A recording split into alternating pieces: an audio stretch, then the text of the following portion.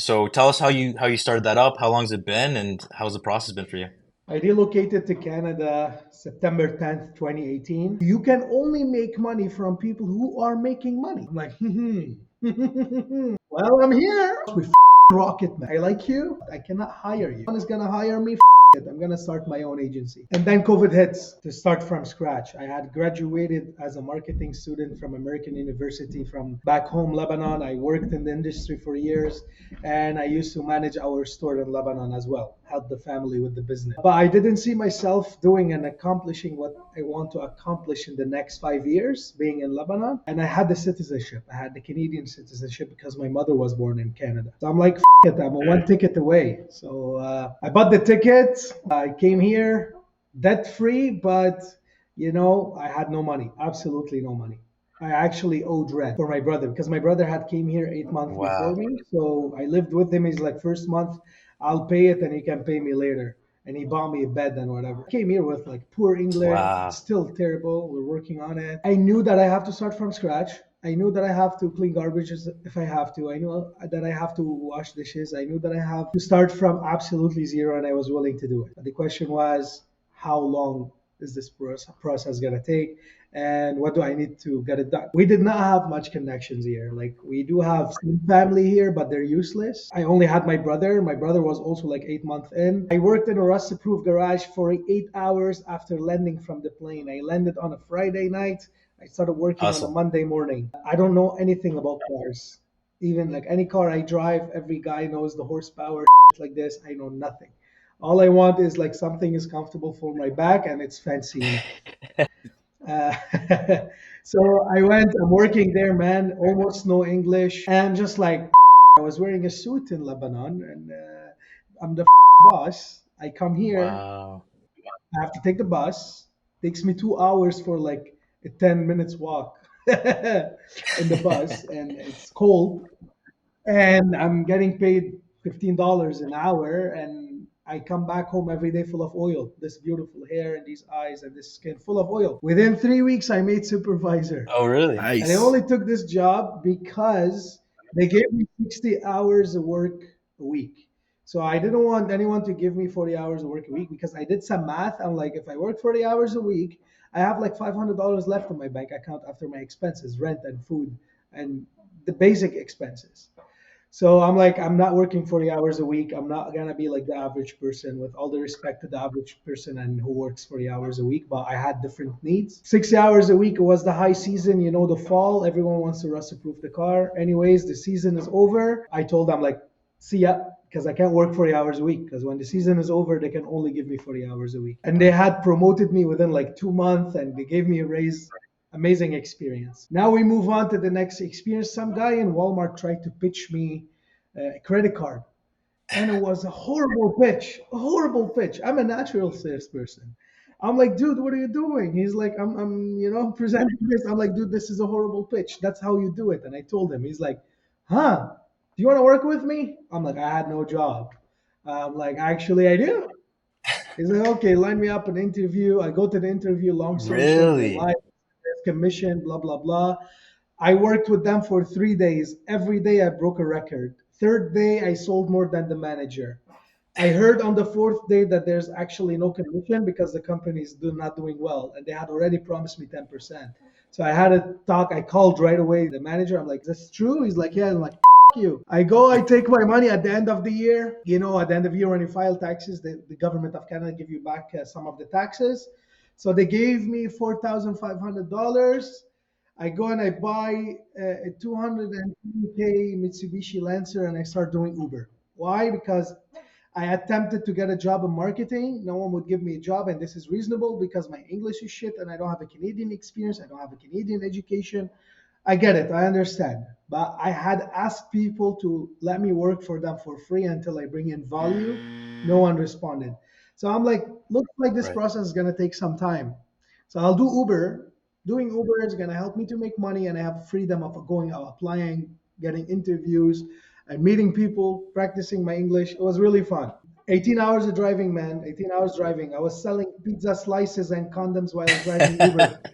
Like guys getting in my car, they smell the pizza in my car. They're like, "Oh, man, can I get a slice because they're tipsy, right? On a Saturday night and Friday night. Like, yeah, sure. I just give it to them. And Canadians are generous, man. And they tip me $5 a slice. They're like getting lucky and they forgot to bring condom. I have a box in the door. They Nice. could see it. They could ask for one. No problem. Wow, Dude, I, smart. I saved in 1 year doing Uber. I saved $35,000 in my bank account from doing Uber in 1 year. But this like 16, 18 hours drive 7 days a week. Wow. I used Oh, to there you max go. out my hours on Uber app because they only let you work 12 hours, right? Because it's healthy only to drive 12 hours a day max.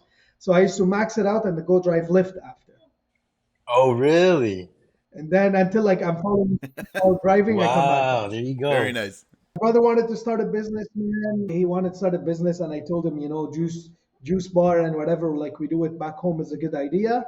And he's like, okay, be my partner. It's a long story. We end up being partners. We started the business together. It's called Juice Dudes. Now a very successful business. I was doing the marketing for the business, and we were booming, man. Like from day one, you see the videos and the marketing that we're doing right now, and they did not exist in 2019.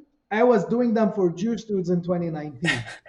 I was hiring videographers, filming videos, posting them on Instagram, and we're getting lineups from the first week, Oh second no. month, all of it, man. And everyone was asking, who's doing your marketing? So I Wow. went and because my passion is marketing, right? I went and I printed business cards. They were like red and stupid. And I gave them to people who asked me. I end up getting a couple clients still working at the juice bar. At the end of the day, at some point, I just couldn't stay at the juice bar. It wasn't me. My brother and I, we didn't really get along in business, being business partners. I'm out of here. I started my marketing agency from nothing. Amazing. My English is still like 1 year in Canada, man. And I'm like, I'm gonna start my own agency. No one is gonna hire me. It. I'm gonna start my own agency. And I had like I was saying back then, and she's like, yeah, go start your own agency, whatever. So it was great. Started it, called it Revelation Marketing, built the website, started hunting for clients. I went back to do Uber so I can pay my rent.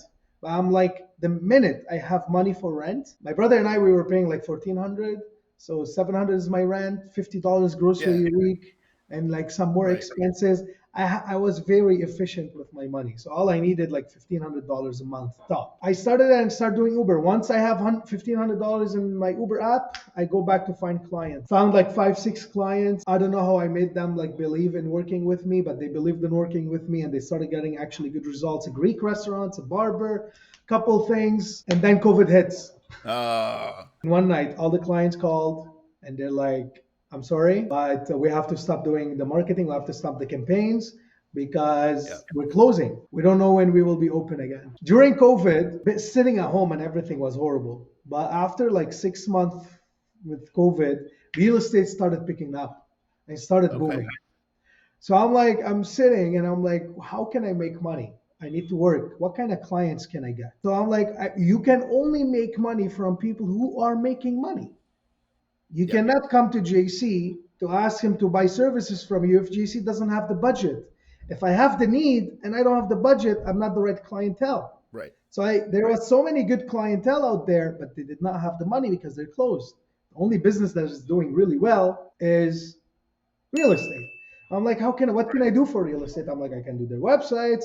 Well, I don't know how to make a website, but I can, tell them how they should have it. I can do their social media, but how can I get them to believe in me to do their social media? The easiest thing to do was to do their photography and videography.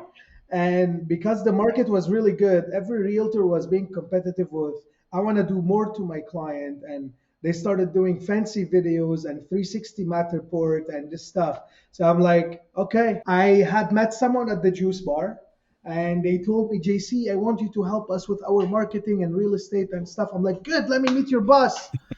He believed in me. The guy was solid, man. I'm still grateful for him. He lined up a meeting for me. I go to the meeting, putting on a suit, a tie, like this. English is still, but lucky for me, they were Arabs. Ah. Okay. So I go to the meeting and I'm very grateful for this meeting. And I'm going to mention their name just because I want to highlight them and say thank you. It was the Vertex team in Ottawa. And at the end of the meeting, the man is like, listen, I like you. I know you'll have great future, but you don't have a portfolio. You don't have a proven concept. I cannot hire you. I'm like, you're right. You're right, and I understand. How about we do this? When is your next listing coming? He's like, actually, I have $1 million listing coming up in Barhaven, and we need someone to do the photography and videography. I'm like, perfect. Here's what I'm gonna do. I'm gonna come with my guy. I had a videographer working with me back then, Right. very talented young guy, and we're gonna do the house for you. I'm not gonna charge you. I'll deliver. If you like it and you use it, you have to pay me and I'll give you a discounted price.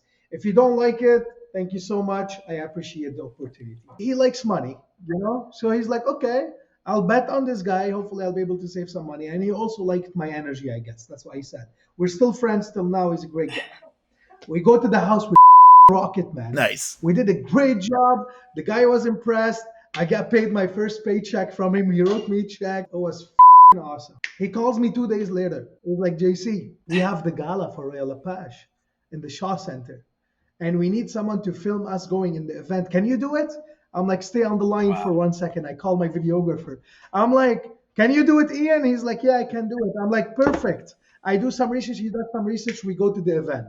Now, because I want to be very prepared, what did I do? I went 2 hours before the event to the Shaw Center Perfect because I timing. wanted to look around, make sure I'm directing properly. I go there, and there is a guy, he's a little bit older and he's frustrated. I go to talk to him. I like people. Still, like, my English is really. I keep repeating this because there's so many people out there that they're insecure about their language, about their accent, about their looks, about their heights, about everything. My English was really that I knew I can't keep up with a good conversation. And I went and I'm like, hi, my name is JC. I'm here to film the Vertex team. He's like, yeah, they're our team and whatever. Turned out this is Kent Oh Brown. my Kent God. Brown is the owner of Royal Lepage in Right. Ontario. And I'm like, what's going on? I'm like, what's going on? He's like, our videographer bailed on us this year. I'm like, well, I'm here. I could probably Oh help my you. God. I'm like, I could probably help you.